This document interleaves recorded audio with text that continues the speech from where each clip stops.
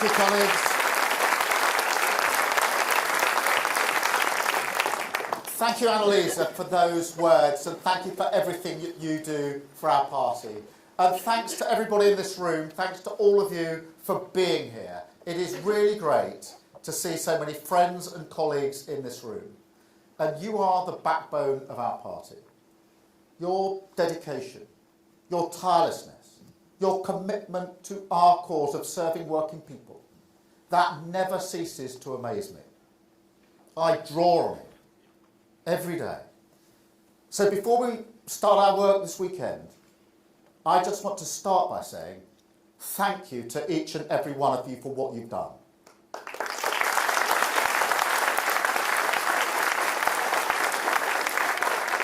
It's great to be here in Nottingham as well, a city that shows the difference Labour can make in power, a city with a sense of mission that wants to be the UK's first carbon neutral city.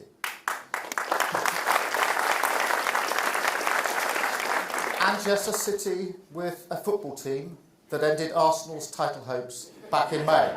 And I know you're all as sad as I am about that one. We discussed it last night.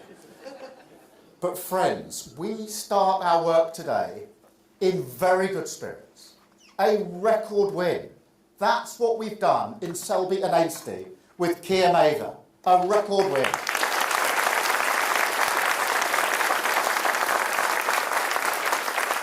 I went there yesterday with Anne Rayner, and we could feel that it was history in the making. A huge effort from our activists, as it was in Uxbridge and South Ruislip, not least from our brilliant candidate, Danny Beales.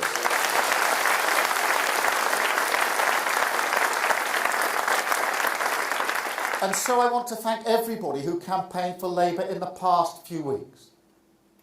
But if anyone needed reminding that there's still a long way to go, then Uxbridge is the reminder. Now, of course, we've every reason to be confident. Selby shows that. We've changed the party, opened our ears to the concerns of working people, shown we understand the value of service, country first, party second.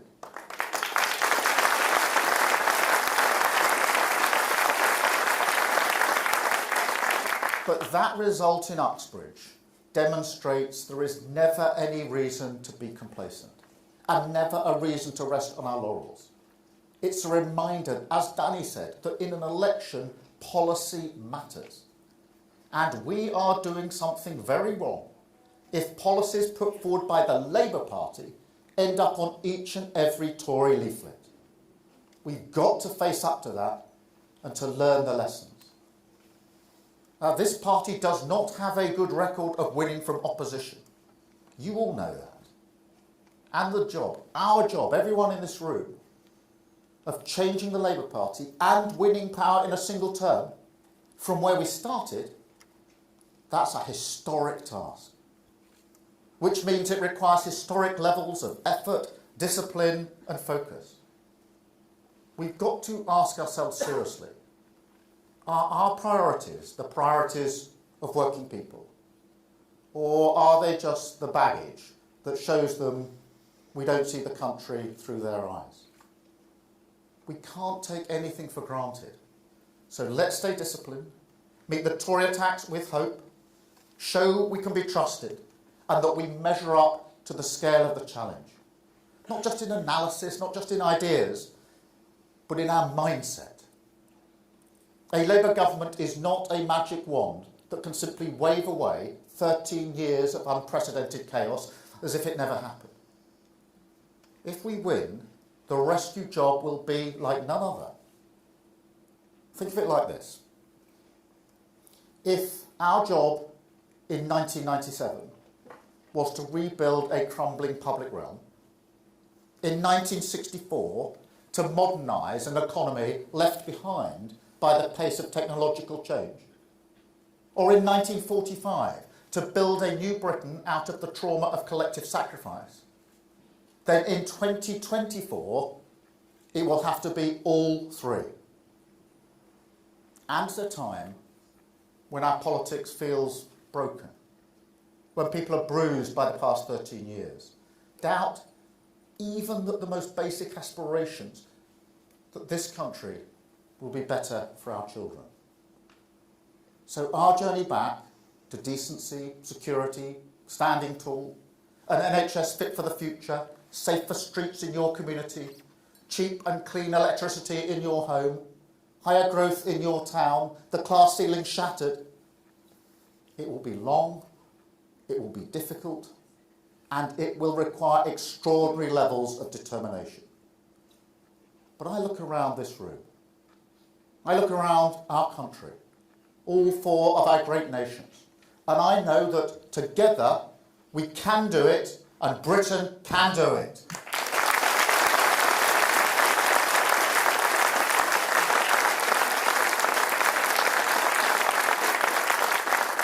Which brings me to today's work, our National Policy Forum, another crucial step on that journey. Now, as you know, the National Policy Forum is always an important part of a democratic process.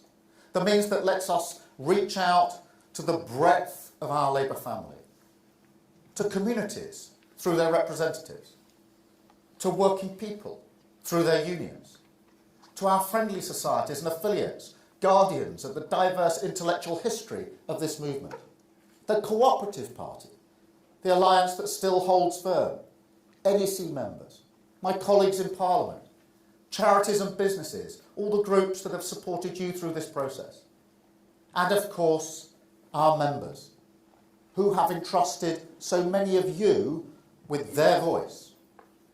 So I say, let's roll up our sleeves and fix the fundamentals.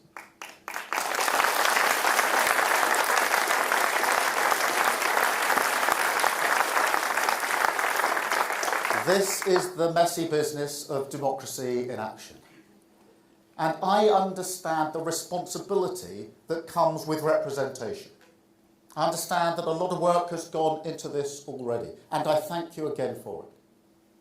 But before we get down to business, let me just say, remember, this is a process with a purpose. Yes, it's a huge step on the road to our manifesto, but don't forget that Clause 1 of our party commits us, first and foremost, to win power. That is my ultimate duty. The language of priorities is our religion. Everyone remembers that quote from Nigel Adams.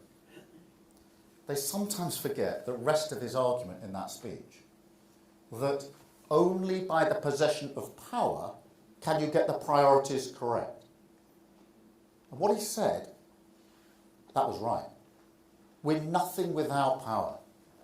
And if anyone needs further convincing, just look out the window, look at our country, the stagnation, the economic pain, the cuts to public services, attacks on working people, legislation that hits to the very core of your democratic rights, hard won over centuries by the great men and women of this movement.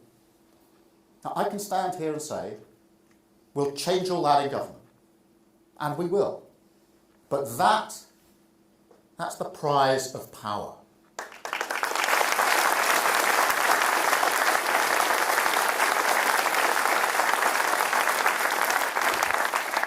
So let me say something about economic stability, which I know is at the forefront of many of the debates that we're having this weekend.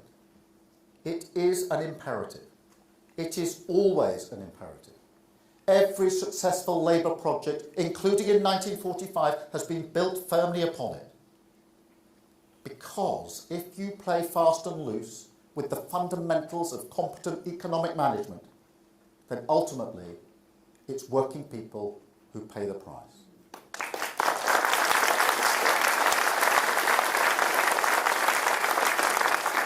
And that's the state of the country right now, in a nutshell.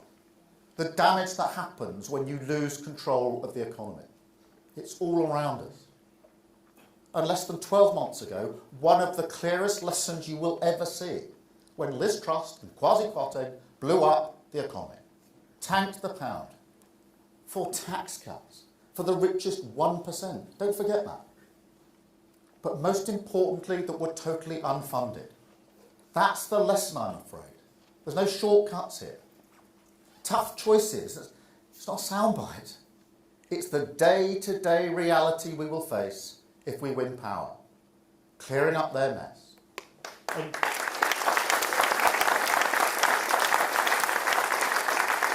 And even if those unfunded commitments were for worthy things, they would still have left working people paying the price again. That's the lesson of economic stability. Now, that doesn't mean we can't have hope, not a bit of it. Take our mission for cleaner, cheaper electricity by 2030. If we pull that off against this backdrop, that'll be right up there with building the NHS out of the rubble of the Second World War. An act of defiance to those who mistakenly say Britain can no longer achieve great things. Or our New Deal for working people, the biggest levelling up of workers' rights in decades. A chance to finally make work pay in this country after years of stagnation. Now, we're clear. We want the highest sustained growth in the G7. We need the highest sustained growth in the G7. But we won't get there without fundamental economic reforms, changing Britain's business model. And that means fixing our broken labour market, which does far too little to encourage good jobs and locks out too many communities from opportunity. Not enough security for working people. And we're going to fix that. Fix it for growth. Fix it for working people. And that is the thing about our 5 national missions. We have a long-term plan for long-term prosperity. And they all come with clear targets that define success as we see it, the Britain we hope to build. So take any of them. Take our target of halving violence against women and girls. Our commitment to get 500,000 more children hitting their early development targets by 2030. They aren't going to happen without bold ideas. And I know that tackling child poverty, tackling social injustice, that's a massive part of it as well. We won't achieve those missions without that. Of course we won't. But we have to go about this step by step, shoulder to shoulder. It's a long-term project, a project that will only be realised with credibility and discipline, that understands spending commitments must always be funded. And because they must always be funded, that you can't just keep piling them up. That's the old point about priorities again. And it must shape our work today for 2 reasons. One, because the Tories are watching us, looking for us to slip up. Make no mistake, they've given up on government. They've got no record to defend. So next year, whenever that election comes, we know how they will fight it. That's the lesson of Uxbridge. All they can do now is oppose Labour, attack our plans, distract from their record. So we've got to be ready in everything we do, starting today. 2, because in the end, power is a partnership. Certainly in this party, but in times like this, that's the only way to govern our country. Democracy is a shared undertaking, a collective mission. Yes, there are priorities that are contested, debated, negotiated, absolutely, just like today and tomorrow. But in times like these, this country will only go forward where we find a way to pull together. Business and worker, public and private, politics and people. A country united by a higher cause that we will never compromise on. An understanding that a nation is not just a country, but a community with obligations that we owe to each other. So today and tomorrow, as well as your democratic duty, hold that thought in your mind.